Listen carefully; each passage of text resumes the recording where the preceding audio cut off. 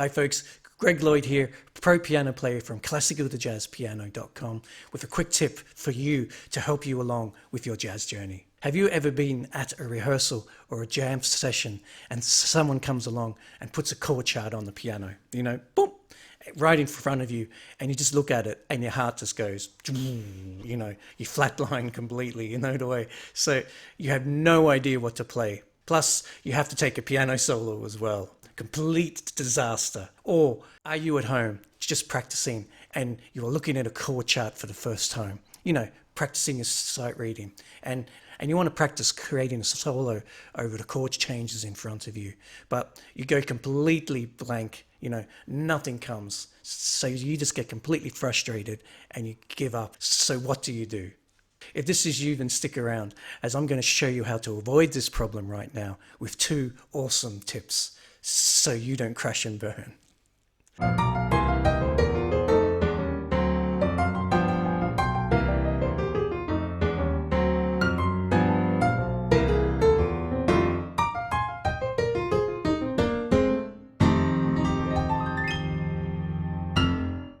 All right, so I'm going to show you in this video 2 quick tips on how to get through sight reading a chord chart for the first time, plus an exercise that I would recommend you to do for all of your jazz tunes that you are working on in the future and the ones you've worked on in the past. If you are enjoying the content on the channel, then please do subscribe and click the bell to be notified for all the new videos. This will help me, help you, because as the channel gets bigger and it grows, I'll be able to focus on it more, therefore giving you more and more awesome content. Also, check out the Facebook and Instagram links below. And of course, the website, classicaltojazzpiano.com. Plus, as this is a new channel, and I really want to help you guys cut through all of the confusion of learning jazz piano and transform your piano playing. So, do you have a question on jazz piano? What are you stuck on? I'm here to help, so please let me know below in the commentary below, or you can email me at greg@classicaltojazzpiano.com. All right, so before we kick off, make sure you download the free guide below so you can play along with what I'm about to do. All right, so quick tip number 1. You're in that situation, you're in that band situation, or you're at home practicing, you go complete blank, your heart's in your feet, the way, like when you're at a gig and someone puts a chord chart on there and you don't have a clue what to do, but you have to play, So what do you do? The worst case scenario is if you can't play, then obviously don't play, but if you feel like you can, okay, this is the first step you could have a go at doing, all right?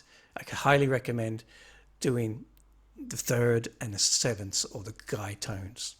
Either you do it with the left hand only or the right hand only, or you do them together like I have written here in quick tip number 1. So I've just written out a chord chart here with some 2-5-1s in some various keys. So a 2-5-1 in D, a 2-5-1 in C, and 1 in E flat, and then a bit of a variation on the bottom. So this is just a typical standard. And I've just written the 3rd and 7th out in the left hand and 3rd and 7th in the right hand, and we're just going to play them as whole notes all the way through at a tempo of at 110. Okay, so aiming for beat 1 would be rule number 1 in my eyes when you're doing this, and the 3rd and 7th are such an important part of the chord. Why? Because they outline the 4-note chords. When you've got the, say, root position here, you've got your C major 7 there. The 3rd and the 7th really highlight the chords, okay? Why? Because when you go to the -7, all right, you've got that there, you can see these notes have changed, all right? We bring in there, but the root and 5th is still how it was, all right? And then when you get to the dominant 7, which is 1-3-5 flat 7, in the key of C, you've got the 3rd and 7th, the flat 7th here in this case. All right. So when you play these 3 chords, the major 7, the minor 7, and the dominant 7 there in the key of C, you can see that the only intervals that are swapping are the 3rd and the 7ths. All right. So that's why they're the strongest notes, because they outline the chord and they tell us what chord you're on. Okay. So such an important thing to be doing when you're learning about chords and you want to get into playing jazz piano. So we're going to have a listen to how this one sounds now. Put on the band here, if you like. I've got a little recording here. So here we go. 2, 3, 4.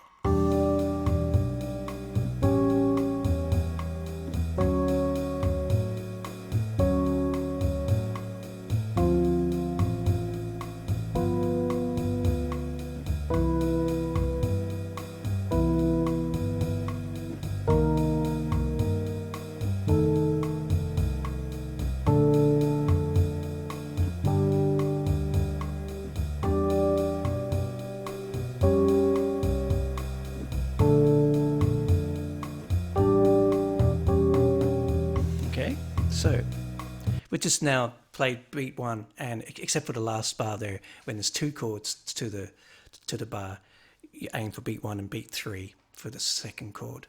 Okay, so how does that help you with sight reading? Because if you practice this random every day, if you practice this opening up the real book, if you have the real book, or if you don't have a real book, just think of a chord and practice thinking of the 3rd and 7th, straight away.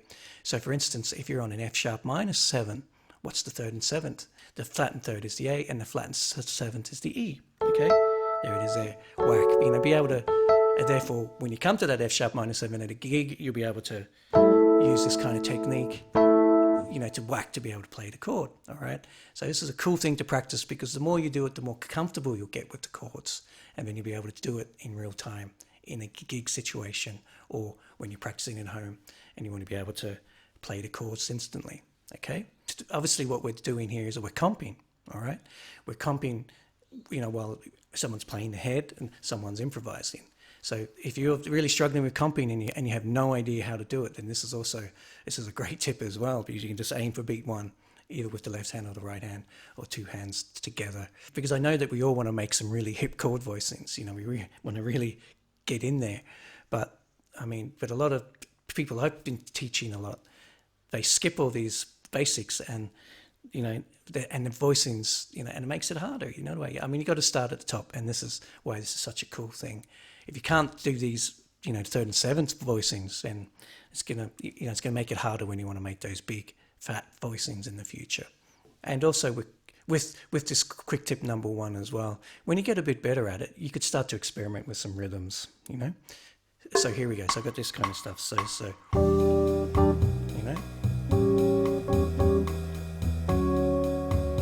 be able to just make up some rhythms and stuff. So 1 and 2 and 3 and 4 and 1, 3 and 4 and 1, and just play around with stuff, 2, 3, etc., etc. Okay, so it's a cool thing to do. That's a cool thing to do once you get comfortable with playing the whole notes and stuff. Okay, so now quick tip number 2. Okay, so quick tip number 2 is playing the broken chord in the right hand, or an arpeggio in the right hand, in root position. And you're going to play the 3rd and 7th like we did in quick tip number 1 in the left hand. Okay, so this is a great way to get the chords into your brain. Basically, is to start playing these chords in whatever piece you're learning, or have learned, or you're about to learn, is to play the arpeggios or the broken chord. When I say arpeggio, it's not the traditional, C major. It's the broken chord of the major 7, or the minor 7, or the dominant 7, or whatever chord you're on. Okay, we're kind of playing it like an arpeggio. We're just sort of breaking up the chord, and it's a real cool way to start to get the harmony into your brain of the piece that you're learning and the piece that you want to improvise on. It's a great way to start.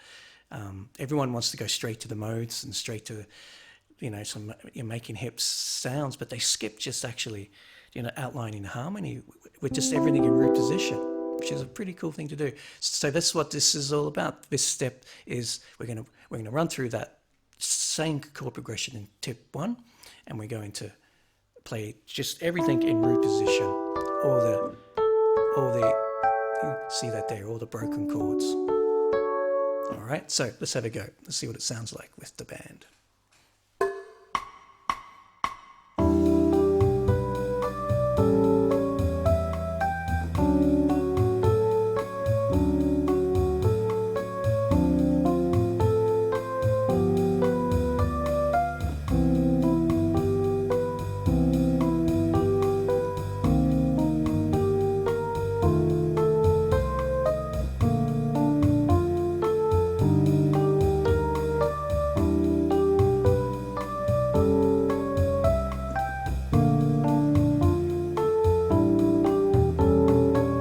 Okay, so there it is there, okay?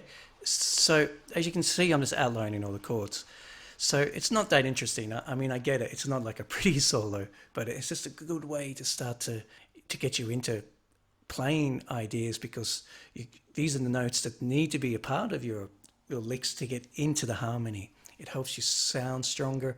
It helps the musicians around you know that you're on the right chord. It helps the listener that it tells the listener that you're onto the right chord and all that kind of stuff. Okay, it's a real cool thing to do when you're beginning to learn about chords and jazz harmony. So everything here was in root position. In the future, when you're playing, on the first one there we got root position there. Okay, so obviously if you want to start to experiment with the inversions, I mean that's for future. So you got your kind of thing. You see what I mean there? Like, I mean, you can go up the inversions, you come back down the inversions. Like they come back down the other way. It's on the E minor 7. See what I mean? And then like on the A7 there. So that's for the more advanced student. But don't worry about that if it just went straight over your head. Just stick to what's here on the page. All right. And of course, you can start to experiment with different rhythms and things as well. But it really, really is just helping you when you're in that sight reading situation. At least you're playing something, the way. Like you're able to sit there and play.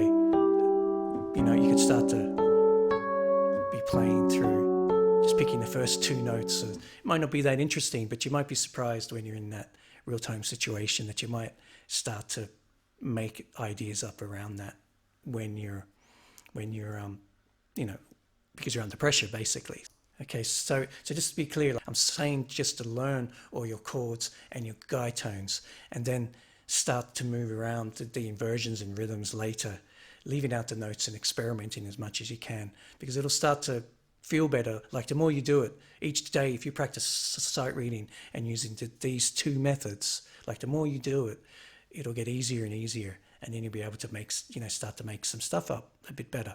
So to practice your sight reading or being on the spot, I would open up the real book or a chord chart of anything to something that you don't know, and apply these two tips daily into your practice till one day you're going to feel so much better about when you don't know what the chord chart's in front of you. Just aim for the 3rd and 7th and everything. Choo. It's going to feel so much better in the sight reading department when you're in that situation.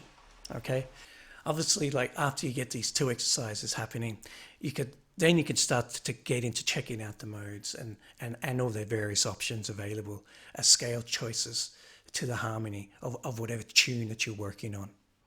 These two tips or exercises will help you play something instead of nothing, making you sound awesome. All right, if you have liked this video in any way, please do give it the thumbs up, and as it will help this channel get bigger. Okay, so that's it for this lesson.